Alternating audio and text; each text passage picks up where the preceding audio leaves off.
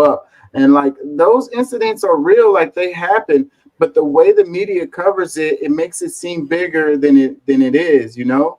That's what they do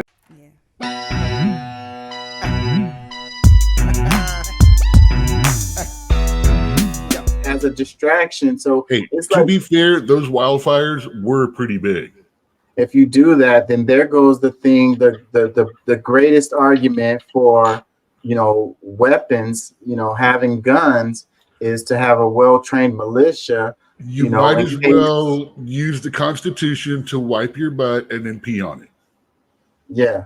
So that gives justification for these people who saying, I want my weapon so that I can fight. And if the government becomes tyrannical or whatever, and they're sending troops in to do whatever they want to do, then Well, I need to take care of business. So that that's that the all part about that weapons that that I also came defend. from how the basis of that comes from the king at any time he wanted to could send troops in and do anything he wanted to because he was the king.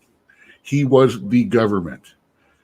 He was it. That is why we have left the power of our personal defense is in the civilian hands. Technically, the Army, the Navy, all of that, those are not federal government, those are not government run agencies.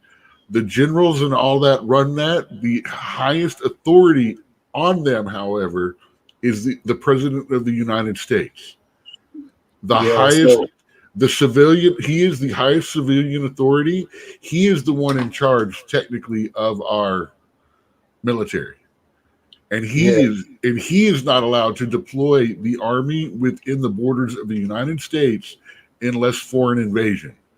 yeah. Which is why this foreign invasion on the southern border is so stupid. Because they're trying to trigger a way to use the army. Yeah, and that goes down a really bad road. And like we have these arguments all the time about the guns on the show, me and you, and it's like we're on different sides. But as far as with the First Amendment, I'm totally with having guns for the purpose of protecting yourself from a tyrannical as government. Like you don't have no other out or whatever. You don't have any other option or whatever at that point. And if you didn't have any weapons at all, then once they come down and do what they do, then you won't have no choice but to submit. And You know, truthfully, that's all I'm arguing for.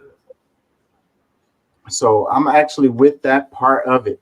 I don't want to go down this road right now, but I just feel like you should have better regulations related to we it. we But as we far as need people safe having the weapons, because of the nature of how firearms have gone beyond.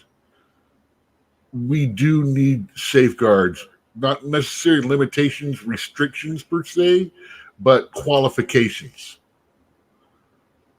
You there's know, you don't have to say you don't have to list your firearms, but like a car, it's like okay, you go and you get like a pistol certification, a rifle certification, class C, class D, all arms below, and stuff like that. I'd even be willing to open up more kinds and more firearms for people to have in the public if the public was certified.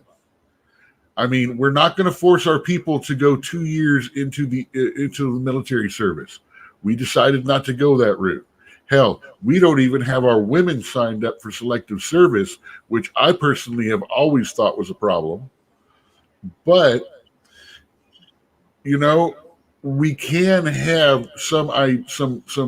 It's like yes, this guy at least knows we know he's not going to blow his foot off cleaning his weapon.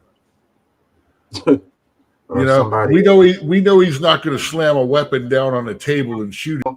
investigate both sides of the argument, come up with your own conclusions.